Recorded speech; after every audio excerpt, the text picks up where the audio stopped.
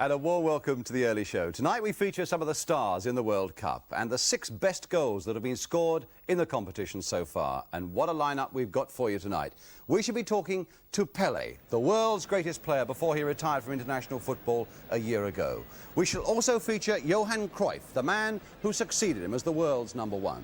We shall also be looking at Carlos Babington of Argentina and another star thrown up by this 1974 World Cup, Hristo Bonev of Bulgaria.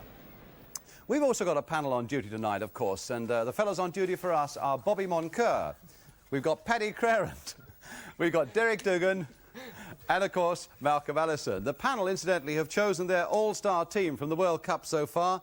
Which of the Scots are going to get a place this time? There's another question in our roll-up quiz and a look at your letters as well, so we really have got a busy programme. Let's start, first of all, though, with the latest news from the Scottish camp. It's a slightly worrying injury doubt for Scotland. Willie Morgan went to hospital this afternoon for an X-ray on a toe.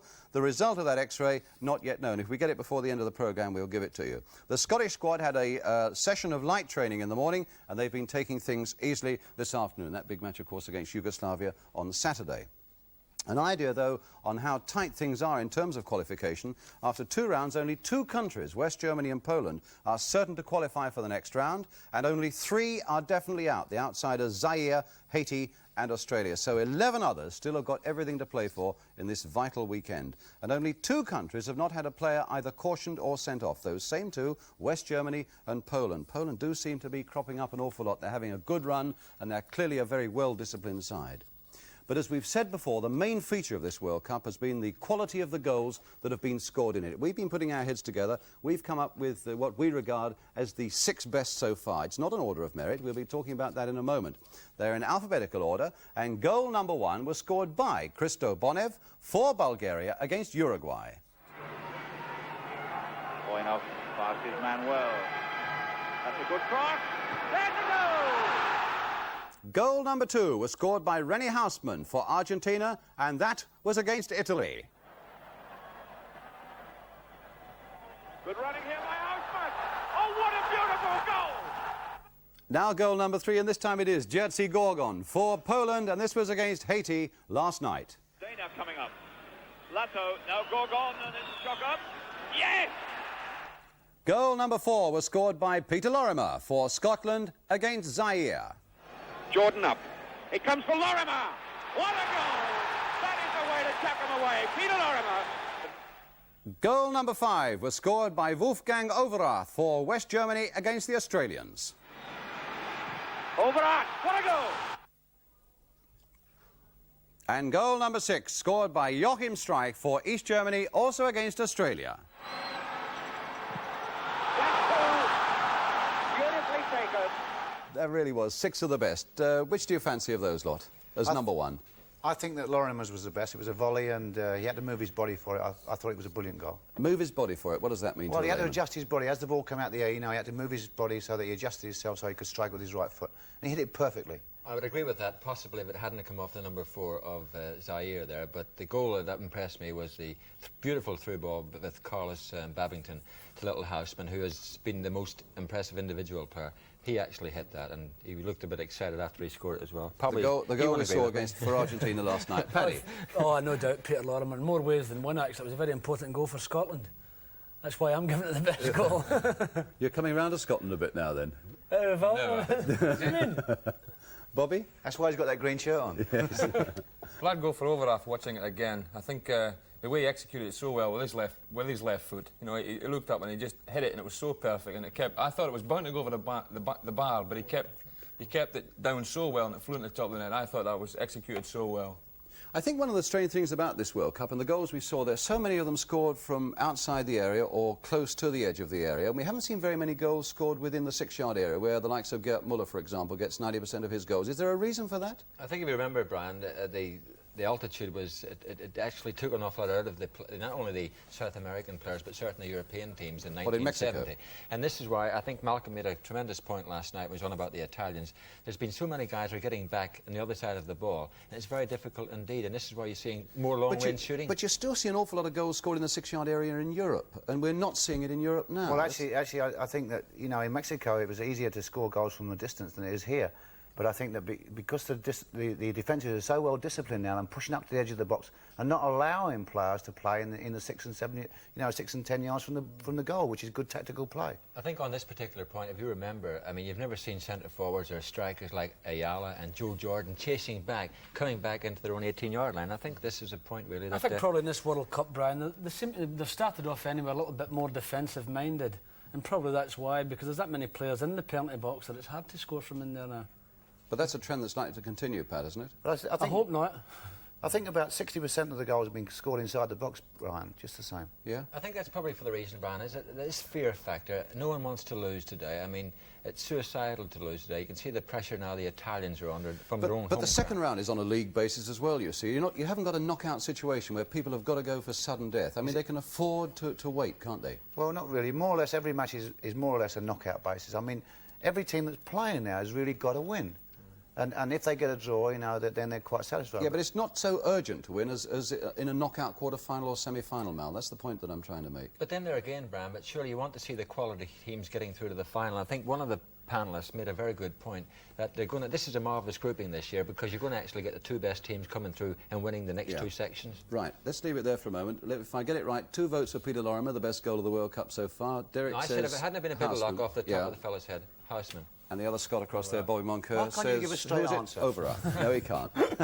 Right, but the best looking team so far as goal scoring is concerned in the World Cup, of course, has got to be Poland. They've scored 10 in their 2 games so far, of which Lato has scored 4, so too has the young star Zarmach, and they're leading the World Cup goal scorers. 7 of those Polish goals came against Haiti last night in Munich, and Poland are in the white shirts.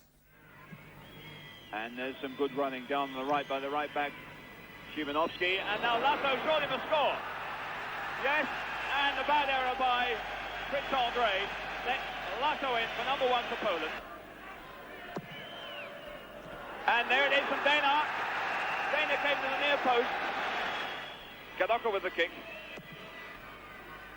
Gorgon almost got it, and in there was Sharmak. Dana coming up. Lato, now Gorgon, and it's shot up. Yes!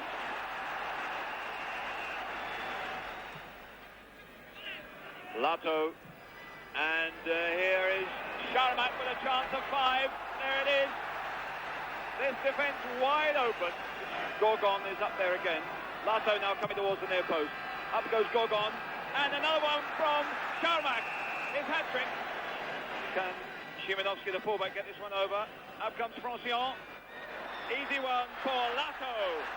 Really looking forward to seeing those Poles on Sunday against Italy. They're going so very well at the moment. We take a break now, and after it, there's the chance to meet the fabulous Pele, a chance to assess Babington of Argentina and Bonev of Bulgaria, 2 men who really have emerged in this World Cup. We've got the team chosen by our panel, the All-Star team. We can have a look at that one as well, and also the final question in our roll-up quiz. So there's a lot to come, and we'll be right back.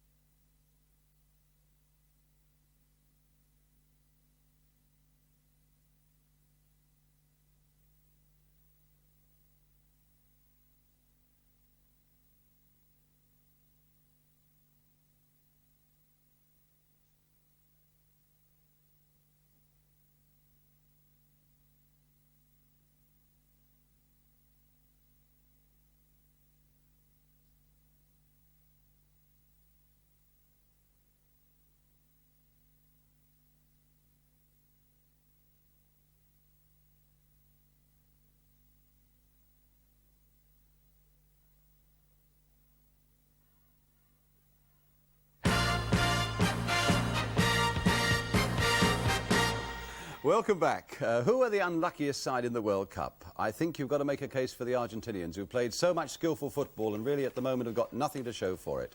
They may well, in fact, find themselves eliminated this weekend. But nobody has shown more skill for them than their fair-haired midfield player, Carlos Babington. Malcolm Allison, what about this fellow Babington? Well, I think that he's emerged as one of the great players in the World Cup. His close control is tremendous. His stamina is great. And he's always... It's a situation here.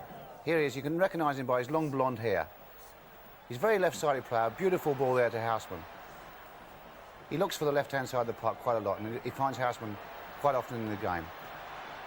The thing that I was very impressed about him was his tremendous amount of work he does. Here he is again here. Plays a beautifully weighted ball up to the Argentinian forward. Very, very tightly marked by the Italians, and the balls have to be very well weighted. Here he is again here. Lets it go through his legs.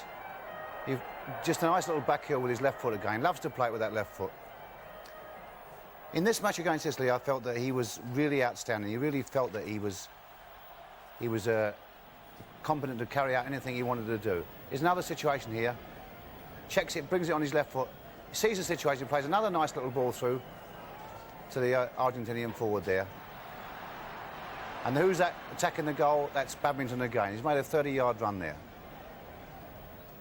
Here's the situation now where he brings the ball on his left foot again, and he looks up, sees the situation, weighs it all up, and plays a magnificent through ball for Houseman here.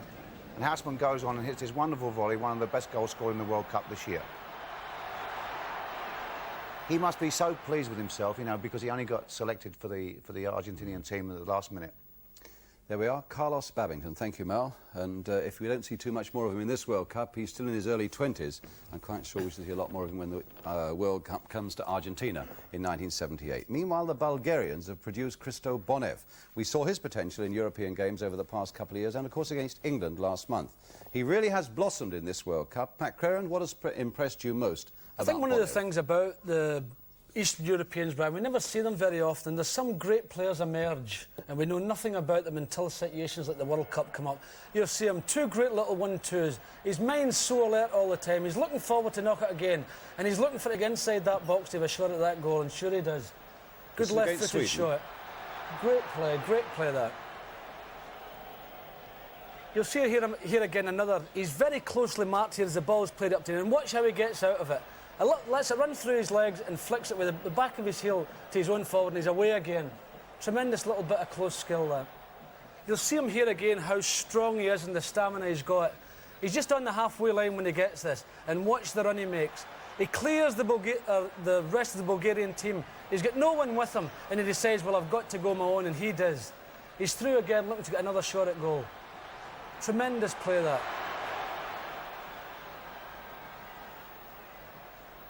You'll see him here again getting this great cross from the outside right, Voinov. He nearly gets his head kicked off by the number 4. You'll see him come in here and dive. And watch the number 4's boot goes up. Great header. Very brave inside the box. He's one of these great players that can play midfield but also wants to go through and have a pot at goal. I don't think he was too pleased about that goal, actually. Hristo Bonev, one of the best goals in the World Cup there, and certainly the bravest so far, the number 8 for Bulgaria. So Babington and Bonev are on the way up. I think they've still got some way to go to reach the superstar status like Johan Cruyff. Although Holland were not very impressive in this goalless draw against Sweden last night, it seems that Cruyff really did turn on the old magic. And here are some of Cruyff's moments from that game. Kroll pulling it back for Cruyff. Cruyff round the tackle, and again. Onto Rep's head, and coming in behind him was Van Hanegem. Cruyff making ground to get himself under that. Oh, a beautiful dummy from Cruyff. Lovely flick across with the outside of the boot. This is Cruyff. Keitzer in the middle, and Rep coming in at full speed. Cruyff. Good cross. Van Hanegem, and kicked away by Nordqvist. Beautiful play by Cruyff. Janssen. Keitzer. Cruyff. Van Hanegem. Cruyff waiting again. Always looking to get into the box. Hurdling over tackles. Down goes Neeskens. In goes Janssen. Keitzer's shot goes wide. Can you ever work at being that good, do you think, or is it just something that is there? Well, he's got two tricks. He's got two tricks there that I've never seen anybody pull it through their legs like that. I'll tell you one thing. I would hate to play against him every week. I think when you think about it, that the first £1,000 transfer was over 60 years ago, Alf Common. I never thought that any player would be worth. Well, I never thought any player would be worth £1 million, but you've just seen possibly the most complete player, and a marvellous player he is. And when you think, also a cliche that went through my mind, I always thought, does the one man make a team? And undoubtedly, he has proved that one man does make a team. Barcelona were in the depth of going down to the second division. They won the championship by 8 points this year. And look at the form of Ajax over the last few months. Bobby, what a player. I think last night watching him, you know, you saw things there. He's got this great knack of turning on a defender. When you get Cruyff and he's got his back to you, you think you've got to be safe. You can only knock it backwards, but he's got this great ability to turn on you and go past you at speed.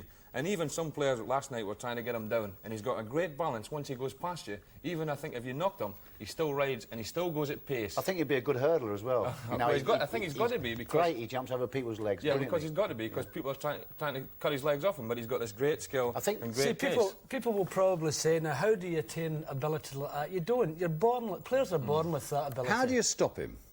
Kick him. Because somebody's got to. Kick him, that's the only way you'll stop him. But let's You're serious, Pat? No, I'm the only way. I don't think anybody can stop him. That's a terrible thing to say. You'd get people probably would close mark him, you'd say, go out and stay with him all the time. But I still think the person would have a very hard job to close mark him, because he's so quick. Pat, that's Pat. No.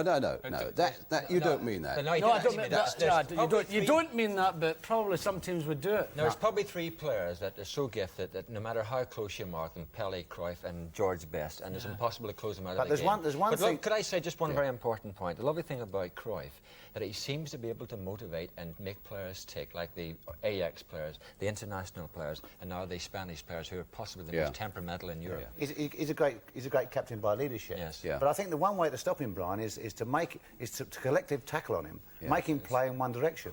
That's the only possible way you can make him play. And so you've got to exaggerate everything. As he comes to you, make him go in a certain way so that somebody's following up to take it off him. No, we've got to stop it there. Enough of Cruyff. One man who makes a team, as Derek says, worth £1 million. So we've looked at some of the stars in the World Cup, but now we turn to our all-star team, chosen by our panel under the chairmanship of Pat Crowren. They chose the first team last Sunday, when David Harvey was the only Scot to get a place. And we look at their latest team now. There are two Scots who are there. Harvey is still there, and now Billy Bremner is there for his performance against Brazil.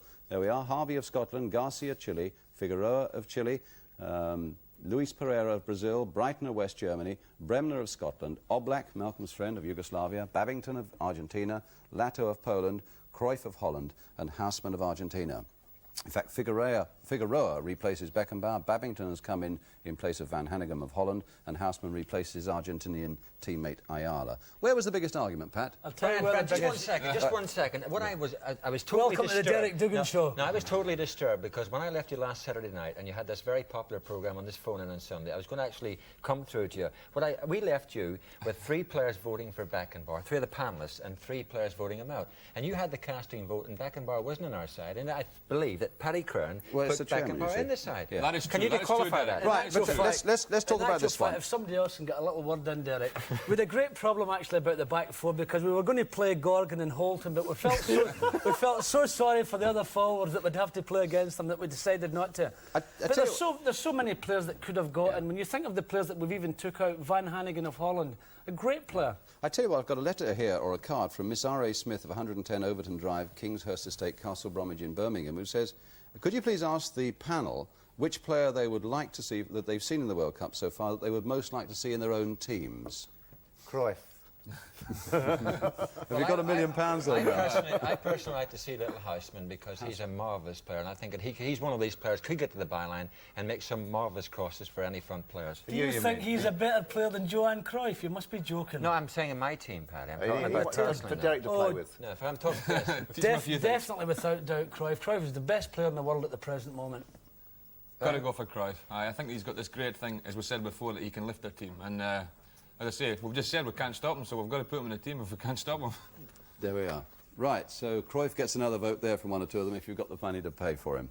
Well, one man, of course, who would really have strolled into that side if he were still playing would have been the legendary Pelé of Brazil, the greatest Brazilian of them all. But he's now retired from international football, but he's in Germany to watch the World Cup. Gary Newbon has been speaking to Pelé through an interpreter. Would he like Bremner and Hay in the Brazilian midfield? Nesse jogo eu gostaria, claríssimo. Porque eles, meu modo de ver, foram os dois homens principais na equipe da Escócia. E o Brasil perdeu o meio de campo. O Breno marcou. Pelé, of course, would like to have Bremen and Hay in Brazilian side, mostly in what's concerned this game that Scotland play against Brazil. Yes. Because Brazil lost the midfield because Bremen stay close to Rivellino, and yes. you know that when one player stay close to Rivellino, yes. Rivellino become a mad player. You know what I mean? And for this reason, Pelé say that he would like to have Bremen and Hay in Brazilian side at that game. Can Pelé give the British people at home some hope and say that Scotland are going to qualify? Does he think they will? Bom, ainda está pouco difícil para dizer qual as equipes desta chave vai se classificar. It's as difficult until now to say who will be qualified. The three teams, they are Yugoslavia, of course, Brazil and Scotland, they have a chance to qualify. They have two important games. Then it's difficult for me to say that Scotland is qualified. But, of course, I'm cheering for Brazil, not for Scotland. I'm sure he's cheering for Brazil. That was a long interview, in fact, with the deep-voiced Pelé. We should be hoping to pick out bits of that maybe for future programmes to reflect on. Now let's turn to some of your letters. We've had a really bulging mailbag again today, and I know you will appreciate that it is impossible for us to give a personal reply, but we do really appreciate your interest. Let's have a look at one or two of them. I've had this. I'd be most grateful if you would pass on the enclosed tartan cap, says Mrs. E. Moody, which is a small gift to Derek Dugan, because I think he's great. In my opinion, he's the only member of your panel who is behind Scotland and is certainly the only one with any praise for them. As for Brian Clough and Malcolm Ellison, well, they are just biased. And with Pat Craren as a friend, Scotland doesn't need enemies. I don't think that's entirely true. There we have got another one from just signed by Scotty, London West 2. Who changes between Scotland and Yugoslavia on Saturday when they both wear blue? We've checked with Willie Orman today. Scotland will wear all white on Saturday against Yugoslavia. Yugoslavia will wear all blue. Very quick comment from the panel. S. Molyneux of 23 Orchard Way, I think it is, Maghall, Liverpool. What about Peter Cormack coming into the Scottish side? Paddy? What about him? As I said before, I don't think Willie Ormond will change the team, but I think probably if he was going to make a change, it might be Cormack for Dalglish. But Peter Cormack hasn't played since the Cup final, so it'll be very difficult. Who's that from? Bill Shankly? It's not Bill Shankly. To come in and play a very hard game. We've had a lot of letters, and we shall reflect them day by day. A lot of them asking when Mervyn Day is going to be on our programme again, and that'll be one day early next week.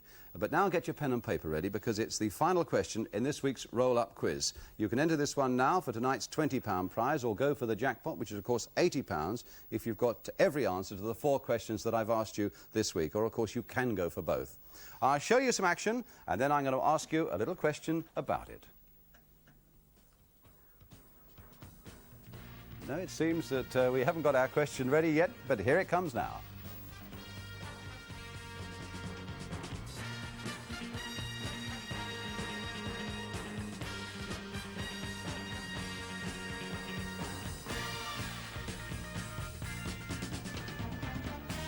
And the question there is, what's the connection between those two Brazilians? The connection between those two Brazilians. Answers on a postcard to this address. World Cup roll-up, Thursday. Important that you put the Thursday in. London Weekend Television, London SE99. World Cup roll-up Thursday, London Weekend Television, London SE99. But if, of course, you're going for all 4 and the £80 prize, this is the address. Still World Cup roll-up, but now put jackpot in brackets. Jackpot there in brackets. Again, it's London Weekend Television, London SE99. So if you've watched our early show all week and you've got the answers to all 4 questions, have a good go at that jackpot. You might get yourself £80. If you've just got tonight's answer, then you'll get £20 prize. At least you're in for it anyway. Answers and the names of the winners on Monday in the early show at 5:20. That's it for tonight. We should be back again tomorrow night with another early show at 5:20. In that programme, Sir Alf Ramsey talks to the Scottish manager, Willie Ormond, about that coming and critical match against Yugoslavia. Not to be missed. See you tomorrow at 5:20.